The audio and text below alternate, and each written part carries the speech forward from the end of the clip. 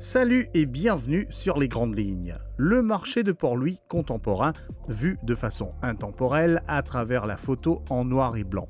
Voilà ce que proposait Leech à travers Shadows and Scales, une exploration photographique du marché central de Port-Louis du 9 au 22 novembre 2023 au Codan Arts Center, plus précisément au Playground. Le monochrome se voulait aussi une invitation à encourager le spectateur à se pencher sur l'essentiel.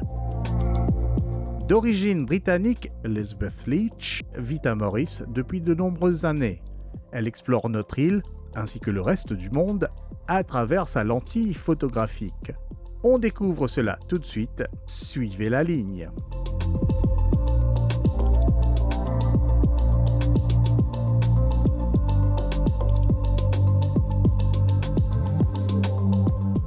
Let's talk about this exhibition, a journey which drew you to the central market of Port-Louis, the Bazar Central. So first of all, why did you actually look at this place as a viable subject for photography? It was after a trip to India with a photographer mentor, David Duchemin, who I've travelled with a few times now. And it was there when I was filming or photographing in Jodhpur, and I really was interested in people and photographing people. And I wanted, when I came back to Mauritius, I was looking for something that was very authentic, very Mauritian, but not over-photographed. And this market lends itself particularly well to black and white, which I find very appealing. I like black and white photography. I do colour as well, but for this particular project, black and white is perfect. And it was that grittiness, dirt, authenticity that really drew me, and I could see its potential and for the people and the building. I love black and white, but this particular subject has to be in black and white. Colour would be too distracting. You would not see the subject that I'm trying to draw your eye to. It's also not it wouldn't be very attractive in colour. I think it's maybe helps people look at the subject without having to look at the blood, the dirt, the grime, and it really accentuates the shapes, the shadows, and that's what appealed to me. And I don't think I can imagine it at all in colour. It is definitely, for me, black and white. Is this your first solo in Mauritius, or have you had? This is my first solo, full stop. I haven't exhibited. I've had the odd image in a group, but no, this is my first solo exhibition. Okay, and what was the the tipping point that said? Again, it was just I was also on another mentoring group that I've done with an English photographer, Adrian Beasley, and I was doing a black and white, specifically black and white, learning more about the development and how to really push that genre. And at the end of it, I felt I needed to achieve something, so that was pushed by my fellow group to go and exhibit. They were very interested. They were not in Mauritius, they were all abroad, and they found the subject of the market very interesting, and I was encouraged to do it.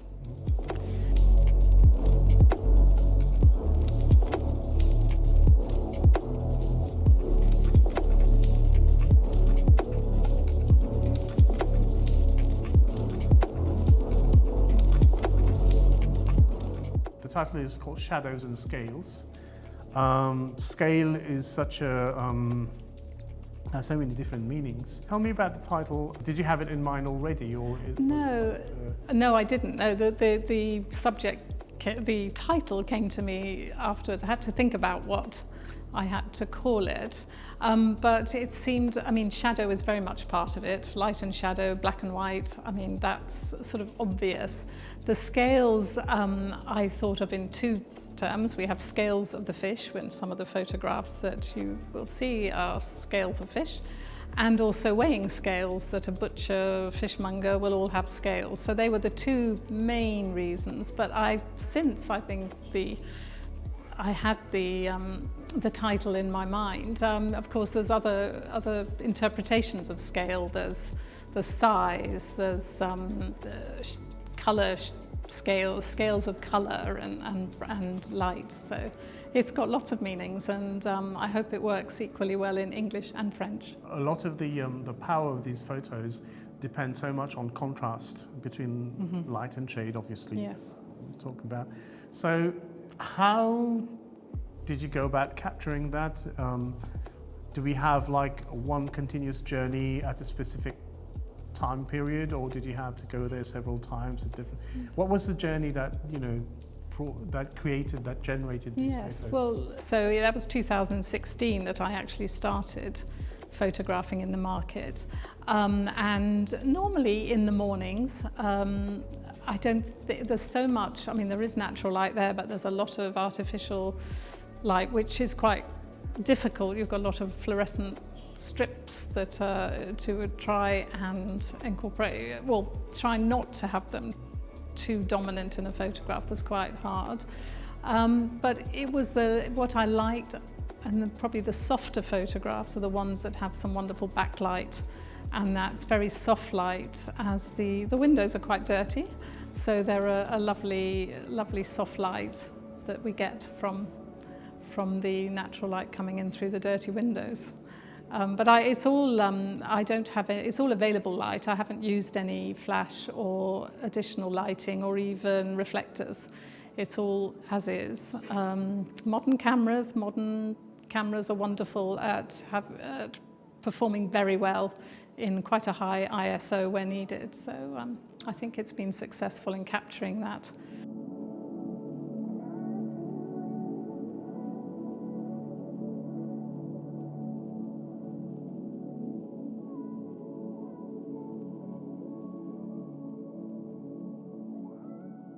Do you think you also look for the symbolic, or is it really just about composition and the play between shapes and lines, and is it just about the aesthetic? Well, the aesthetic, I think, is probably the most dominant. I see something that appeals to me aesthetically, what I think is appealing. But there's a variety of images here, from the more macro shots to the environmental portraits and the whole market hall. So they all have a different appeal, and they're all composed for different reasons. Some of the shots of people leaving or walking in are all where I've found a good background. I've found somewhere where something will happen, and I've waited for that to happen. And some are just portraits where they're sitting there and they're just a nice looking character. Simple as that. I like portraiture. That's always been one of my first passions in photography, was portraiture. So I do like photographing people.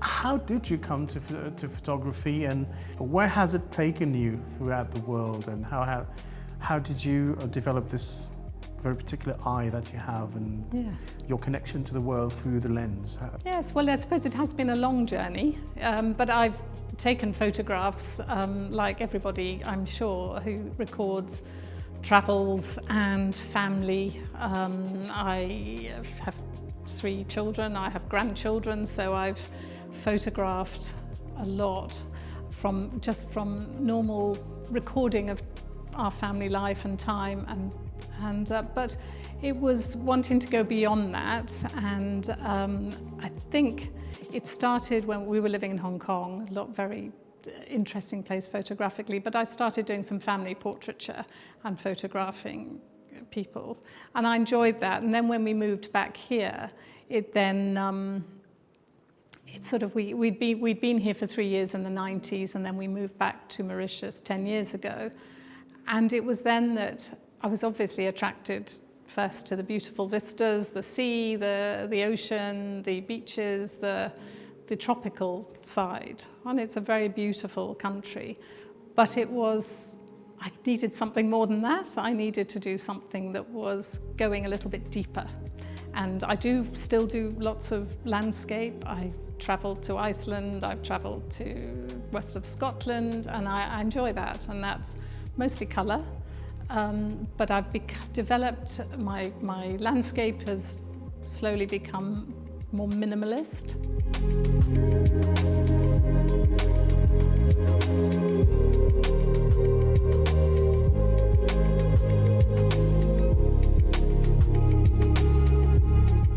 It was travelling with, I think, I don't know if I mentioned David Dushman, who's a Canadian photographer and humanitarian photographer and mentor, and I've travelled with him, and it was one of the first workshops I did with him where we had to apply constraints to our photography. So we had a subject, we decided how we were going to photograph this colour, black and white, what theme, and by narrowing down what on a particular lens, for instance, so you have a wide-angle lens or a portrait lens, it makes you more imaginative because you have to use those, you have to work within those constraints, and this is what I tried to apply when I was doing the market. The majority of my images here are square. I like the square format. I find it quite a nice compositional tool, but a few of them are not, because they're wider vistas, and they just lend themselves to a wider aspect ratio. But it is that development, and I think I've studied, I've travelled with photographers, and I've learned. I've done a lot of reading, a lot of courses, and really I want to develop. I just don't want to stay where I am. I want to move it along, and this has been for me quite an interesting event. I've never had a solo exhibition before, so to put it out there and to have that, let's go for it and see how it's received has pushed me to produce something. So yeah.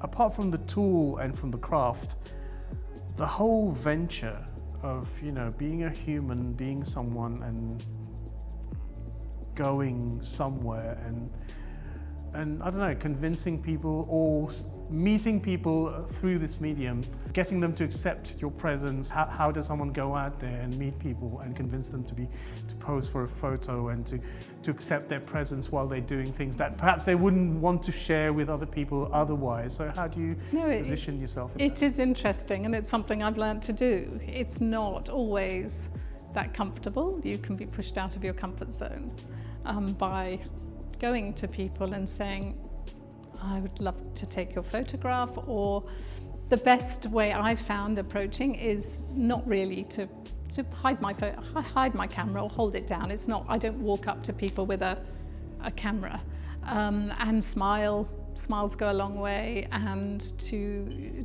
talk a little bit, explain what I'm doing. And people are normally very receptive, and if they're not, and it doesn't matter. So, but most people are quite receptive to having a camera face in there, at them. And because this was quite a long-term project, I wasn't just there one day and disappeared and I've got a project. And I was over, as I say, it's over a few years. And the people in the market, these men and women, they know me now. And when I go in now, they know me. They know who I am. They know that I was going to an exhibition. And they've all been very receptive and quite interested. So it's worked well. Really, there's so many tourists here that lots of people are walking around with cameras.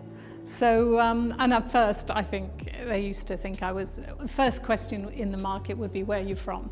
Because they would assume I'm a tourist. So I had to explain I live here and I'm interested in photographing here. So, yeah, no, people are fine.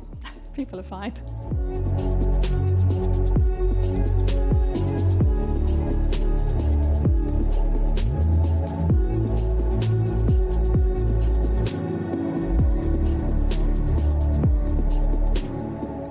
Do you think there is beauty in something that is that is ancient and slowly deteriorating? Or? Well, no, I think that is part of the beauty. I do think that is beautiful, and the surface, the patina that's there over centuries. Well, no, not quite centuries, but almost 200 years. It will be, that market has been there, and it is. I think the black and white makes the photographs more timeless. You can't date them by looking at them because it hasn't really changed. The interior hasn't changed. And I have had people to the exhibition who've assumed they were old photographs, not contemporary photographs. And also that people have stopped to look at what is beautiful within them, which things wouldn't have been noticed. And I think that's, again, where the black and white can really accentuate that, the lovely textures and detail.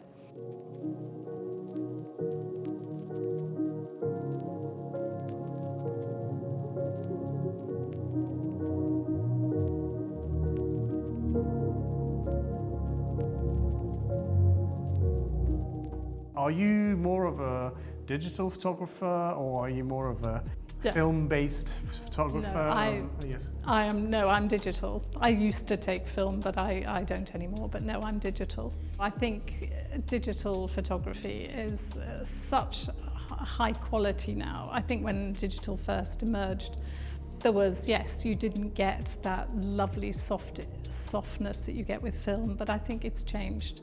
And editing software now is so wonderful that you really can get a beautiful filmic look with digital. So, and honestly, it's harder and harder to get film. It's expensive to get developed, and to learn, for anyone who's learning photography, trying to improve the speed at which you can learn, because you were taking so many more photographs than you could possibly have done. So the learning curve is greater, yeah.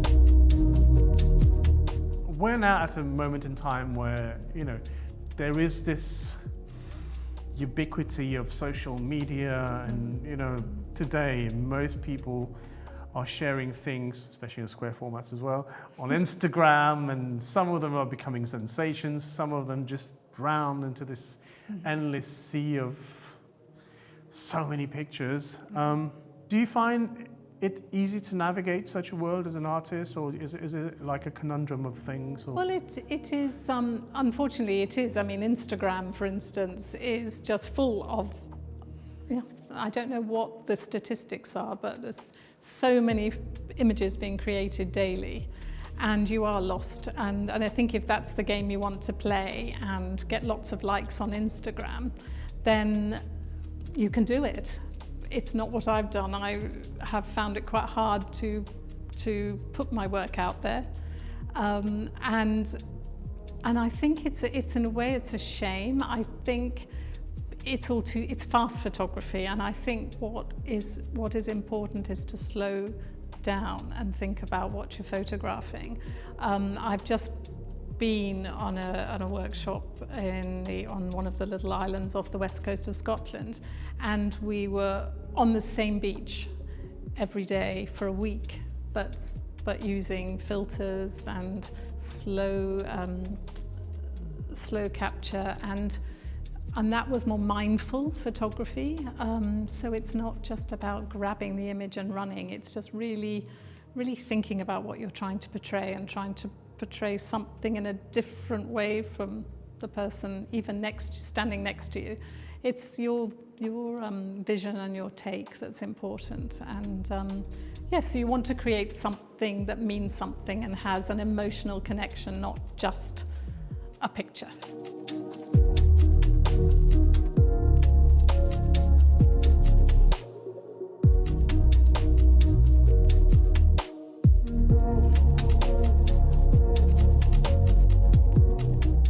Do you feel that the audience for photos as an art form is shrinking, or is it still there as it has always been, but that there are probably several different audiences for different formats? And I think it's increasing. I think people are much more interested now because there's many more photographers and many more genres. You know, we have multiple exposures and abstract and there's just so much out there, and I think there's been so much interest, and everyone has a camera. Everyone's walking around with an iPhone or something, and they are photographing. And I found what's been so interesting one of the very interesting things about the exhibition has been the number of young students who've come to look, and they're art students, graphic design students, film students. And they've been very, very interested in the images and seeing them and talking about them. And I found that quite heartening, actually. That's quite nice that I've been able to show something to them that they haven't seen before. So I think photography has a long way to go, as long as AI doesn't take over. That's the biggest threat. you know, there's this whole trend of generative AI, which is making incredible incremental steps. Well, you know, even it's amazing steps. We don't even know what's going to be in a couple of years' time because it's been moving so fast. So you can now create photos out of prompts, words. Yes. That will rummage through centuries of creation and produce something that seems unique.